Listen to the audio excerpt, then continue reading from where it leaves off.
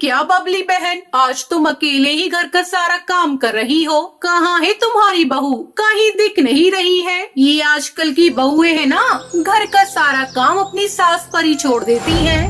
बनारस के गांव में बबली कबूतरी अपनी बहू टुनटुनी चिड़िया के साथ रहती थी। टुनटुनी चिड़िया गर्भवती थी। बबली कबूतरी अपने खेत में सब्जियों की खेती किया करती थी और कालू कौआ शहर जाकर सब्जियों को बेचता था। एक दिन जब कालू कौआ शहर के जंगल सब्जी बेचने जा रहा था, तब वो देखता है कि उसका दोस्त नदी में डूब रहा है। उसे बचाते समय कालू की मौत हो जाती है।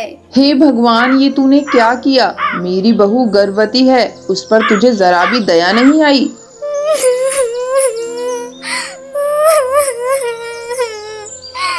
माँ जी, ये सब क्या हो गया? मेरे बच्चे ने किसी का क्या बिगाड़ा था जो भगवान ने इसके सर से पिता का साया छीन लिया? इस तरह 2 दिन गुजर जाते हैं। टुनटुनी चिड़िया ने खाना पीना छोड़ दिया था। बहू, ये ले, थोड़ा दूध पी ले। 2 दिन हो गए, तूने कुछ भी नहीं खाया। नहीं माँ जी, मैं ये दूध नहीं पीऊंगी। मेरा कुछ भी खाने पीने का मन नहीं कर रहा है। बहू, तू गर्भवती है, अपना नहीं तो कम से कम अपने होने वाले बच्चे का तो सोच। तेरे साथ साथ वो भी भूखा है। मेरा बेटा तो अब नहीं रहा, लेकिन उसका बच्चा तेरी कोख में पल रहा है। मैं तुझसे विनती करती हूँ, तू मेरे बेटे की निशानी मुझसे मत छीन। माँ जी, आप ऐसी बातें क्यों कर रही है? लाइए, मैं दूध पी लेती हूँ। मैं केवल अपने बारे में सोच रही थी। मेरा बच्चा भूखा है, इसके बारे में मैंने सोचा ही नहीं। अब से मैं अपने आने वाले बच्चे के लिए जीऊंगी। हाँ बहू, अब तुझे अपने बच्चे के लिए ही जीना होगा, वही हम दोनों का सहारा बनेगा। समय गुजरने लगता है। एक दिन बबली कबूतरी टुनटुनी चिड़िया से कहती है, बहू, मैं सोच रही हूँ सब्जियों की और खेती कर लूँ, ताकि तू सब्जियों को बेचकर घर का खर्च अच्छे से चला सके। बच्चा आएगा तो खर्चा भी बढ़ जाएगा। आप ठीक कह रही है माँ जी। ज्यादा सब्जी हम लोगों के पास होगी तो नए ग्राहकों को बेच सकते हैं। ये लीजिए कुछ पैसे, मैंने बचा कर रखे थे। इससे आप सब्जियों के बीज खरीद लीजिए। दोनों सास बहू सब्जी बेचकर अपना पेट पालने लगती हैं। एक दिन टुनटुनी के पेट में बहुत जोरों से दर्द हो रहा था।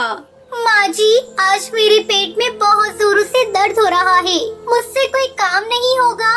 हाँ बहू, तू जाकर आराम कर, लगता है तेरा अंडा देने का समय आ गया है। टुनटुनी चिड़िया आराम करने चली जाती है। तभी बबली कबूतरी की पड़ोसन टूनी चिड़िया और हरी काकी उसके घर आती है। ये क्या बबली बहन, आज तुम अकेले ही घर का सारा काम कर रही हो? कहाँ है तुम्हारी बहू? कहीं दिख नहीं रही है। ये आजकल की बहुएं है ना, घर का सारा काम अपनी सास पर ही छोड़ देती हैं। अरे नहीं हरी काकी, ऐसी कोई बात नहीं। मेरी बहू लाखों में एक है, वो गर्भवती है। आज उसके पेट में दर्द हो रहा था, इसलिए मैंने उसे आराम करने को कहा है। आजकल की बहुओं को तुम क्या जानो बबली बहन, एक नंबर की नौटंकीबाज होती हैं। अरे हमने भी तो अपने जमाने में बच्चे जने थे। मजाल है जो सास ने कभी आराम करने को कहा हो। खैर छोड़ो, तुम्हारी बहू है, तुम ही जानो। फिर हरी काकी और टूनी चिड़िया वहाँ से चली जाती है। बहू, अब तेरे पेट का दर्द कैसा है? ये देखिए माँ जी, मैंने 2 अंडे दिए हैं। ये तो बहुत खुशी की बात है बहू। अब हमारे आंगन में भी मेरे पोता पोती खेलेंगे। बहू, अब तू अंडों की देखभाल कर, मैं तेरे लिए भोजन बना कर लाती हूँ। माँ जी, पिछले जन्म मैंने जरूर कोई पुण्य किए होंगे, तभी आप जैसी सासू माँ मुझे मिली है। मैं हरी काकी और टूनी काकी की सारी बातें सुन रही थी। कैसे वो मेरे खिलाफ आपको भड़का रही थी।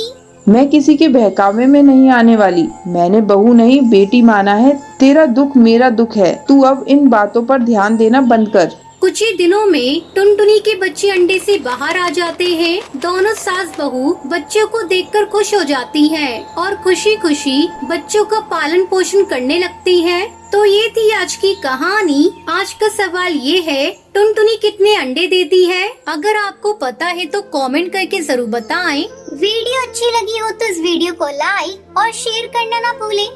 सुनिए जी, आप पापा बनने वाले हैं, कम से कम अब तो शराब पीना छोड़ दीजिए।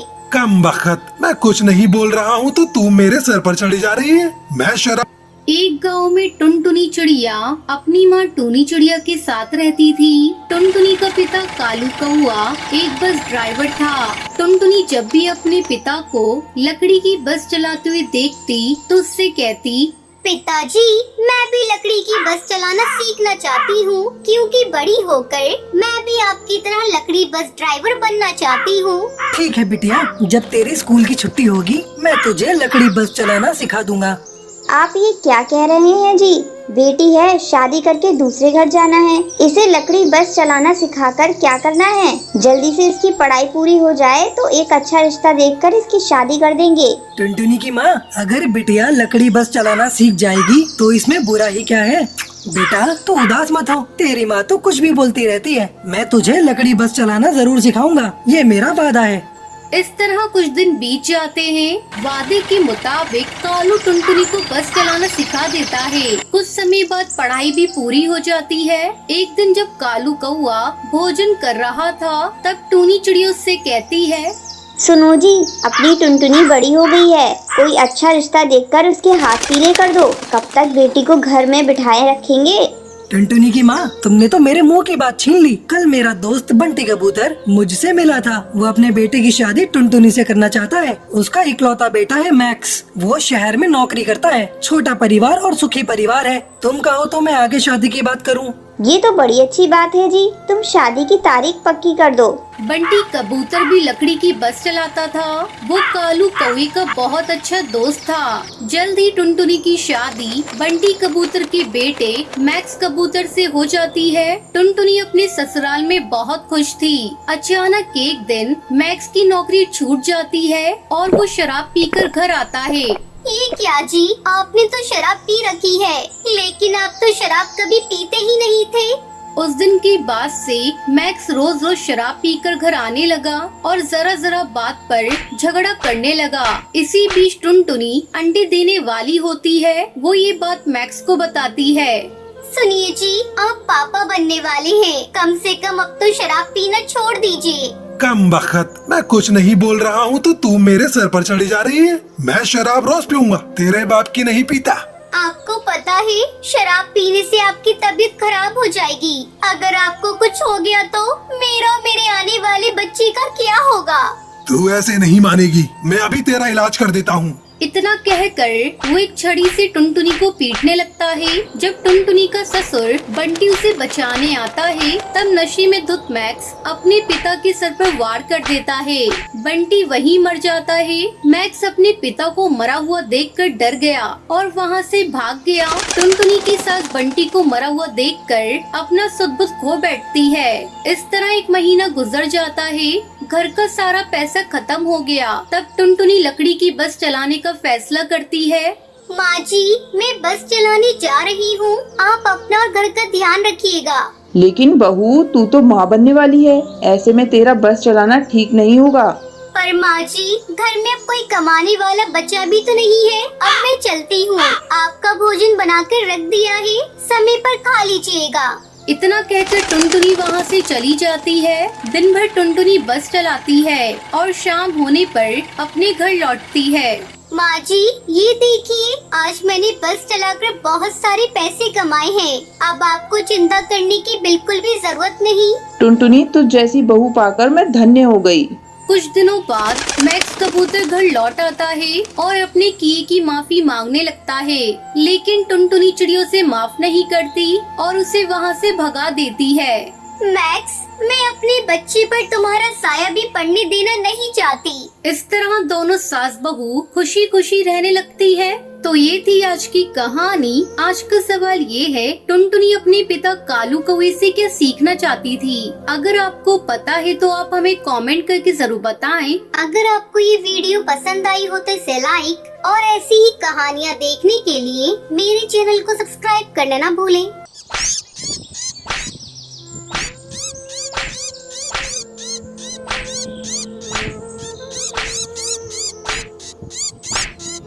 सुंदरवन जंगल में टुनटुनी चिड़िया अपने पति कालू कौवे के साथ रहती थी। टुनटुनी की शादी हुए अभी कुछ ही महीने गुजरे थे। एक रात टुनटुनी अपनी सास सुंदरी कौवे के पास बैठी थी। माँ जी, लाइए, मैं आपके पैर दबा देती हूँ। अरे नहीं बहू, तू जा, रात बहुत हो चुकी है। कालू तेरा इंतजार कर रहा होगा। अगर तू नहीं गई तो वो नाराज हो जाएगा, ठीक है? माँ जी मैं जा रही हूँ, आप सो जाइए। कोई परेशानी हो तो मुझे आवाज लगा लेना। टुनटुनी अपने कमरे में चली जाती है। अजी सुनते हो, सो गई क्या? सो नहीं तो और क्या करूं? तुम्हें तो मेरी कोई परवाह ही नहीं। दिन भर घर के काम में लगी रहती हो और रात को माँ की सेवा करने लगती हो। मेरे लिए तो तुम्हारे पास समय है ही नहीं। अरे बाप रे, आप मुझसे इतना नाराज हैं? ये तो मुझे पता ही नहीं था। कालू कौवा टुनटुनी की बातों का जवाब नहीं देता और सो जाता है। अगले दिन वो सुबह सुबह काम पर चला जाता है। माँ जी, ये कालू जी सुबह सुबह कहाँ चले गए? मैंने उन्हें पूरे घर में छान मारा पर वो कहीं नहीं मिले। आपने उन्हें कहीं जाते हुए देखा है क्या? हाँ बहू, वो काम पर चला गया। उसे दफ्तर में कुछ जरूरी काम था। वैसे कुछ उखड़ा उखड़ा लग रहा था। कल रात तुम दोनों की लड़ाई हुई है क्या? नहीं माँ जी, लड़ाई तो नहीं हुई, पर वो मुझसे थोड़े नाराज हैं। बहू, तू हर समय मेरी सेवा में लगी रहती है। तू अपने पति पर भी ध्यान दिया कर। उधर कालू कौवा ऑफिस में बैठा था, तभी उसका बॉस कड़कनाथ सेठ वहाँ आता है।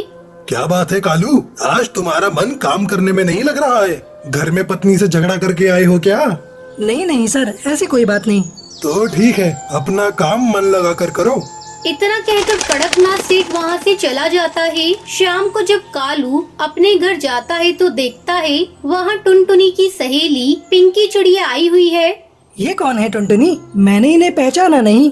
अरे जीजू, मैं टुनटुनी की सहेली हूँ और आपसे मुझे एक बहुत जरूरी काम है। कहिए, आपको मुझसे कौन सा जरूरी काम है?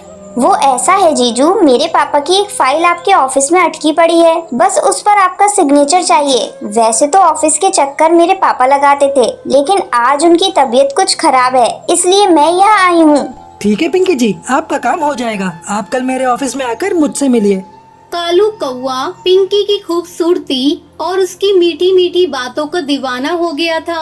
अगले दिन पिंकी चिड़िया कालू के ऑफिस में जाती है और अपना काम करवा लेती है। इस तरह उन दोनों का मिलना जुलना शुरू हो जाता है। अब कालू कौवा जब भी ऑफिस से घर लौटता तो बहुत खुश होता था। उसे खुश देखकर टुनटुनी राहत की सांस लेती है, लेकिन उसे क्या पता था कि उसके पति के मन में कुछ और ही चल रहा है। इस तरह कई दिन बीत जाते हैं। एक दिन टुनटुनी अपने पति से कहती है, सुनिए जी, काफी दिन हो गए हम दोनों साथ में फिल्म देखने नहीं गए। अगर आपके पास समय हो तो आज हम लोग फिल्म देखने चलते हैं। मेरे पास तुम्हारी इन फालतू बातों के लिए समय नहीं है। वो टुनटुनी को डांट देता है और अगले ही दिन पिंकी चिड़िया से शादी करके उसे अपने घर लेकर आता है। ये तूने क्या किया कालू बेटा? अपनी ही पत्नी की सहेली को उसकी सौतन बनाकर घर ले आया। कालू जी, मैंने आपकी किसी बात का कभी बुरा नहीं माना। अगर आपको मेरी किसी बात से दुख हुआ हो तो मुझे माफ कर दीजिए, पर मेरे साथ ऐसा मत कीजिए।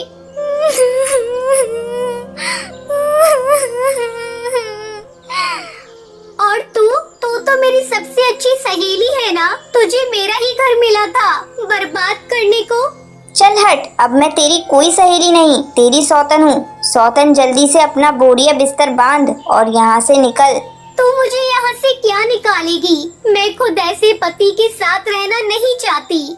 टुनटुनी रोती हुई वहाँ से चली जाती है और उसके पीछे पीछे उसकी सास सुंदरी भी उसके साथ चली जाती है और दोनों सास बहू अपना अलग घोंसला बनाकर खुशी खुशी रहने लगती हैं।